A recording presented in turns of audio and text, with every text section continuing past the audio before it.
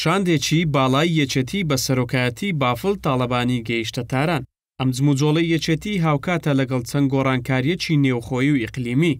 چاوەڕوان دەکرێت کڕۆکی گفتوگۆکانی بافڵ تاڵەبانی سەرۆکی یەکێتی نیشتیمانی کوردستان و بەرپرسانی باڵای کۆماری ئیسلامی ئێران لە دەوری 4 دۆسیەی سەرەکی بخولێتەوە.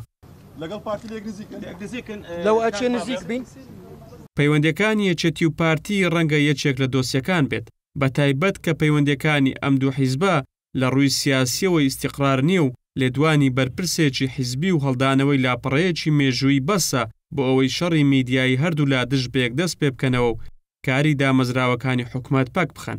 ئێران لە ڕابردوودا ڕۆڵی گرنگی لە پەیوەندیەکانی نێوان یەکێتی و پارتیدا بینیوە. خۆپیشاندانەکانی کەرکووک ڕەنگە یەکێکی دیکە لە دۆسیەکان بێت کە هەفتەی ڕابردوو دەستی پێکرد و کوژران و برینداری لێکەوتەوە. هەرچەندە ئێستا خۆپیشاندان لەسەر شەقام نەماوە، بەڵام هێشتا ئاساواری بە شارەکەەوە دیارە و وای کردووە دۆخی ئەمنی کەرکووک نەئارام بێت. بە جۆرێک بڵاوبوونەوەی ئۆتۆمبیلی سەربازی و هێزی ئەمنی لە گەڕەکە کوردەکان و شەقامەکاندا لە ڕاوچەی لای هاوڵاتیانی شارەکە دروست کردووە. یەکێتی بە فەرمی دژی ئەم دۆخە بووە کە لە کەرکووک دروست بووە، چونکە پێیوا بوو دۆخەکە لە بەرژەوەندی کورد نییە. ئیدارەی کەرکووک یعنی محافزی کەرکووک و ئیدارەی کەرکووک بەشێکی زۆری بەشدار بوو لە خۆپیشاندان و تێکدانان. یەکێتی کە بە حیزبێکی نزیک لە کۆماری ئیسلامی ئێران هەژمار دەکرێت، ڕەنگە بتوانێت بە گوێرەی قەبارەکەی خۆی کاریگەری لە سەرڕووداوەکان هەبێت، بە تایبەت لە کێشەکانی نێوان هەولێر و بەغداد کە ڕۆژ بە ڕۆژ ململانەکانیان بەرەو هەڵکشان دەچن.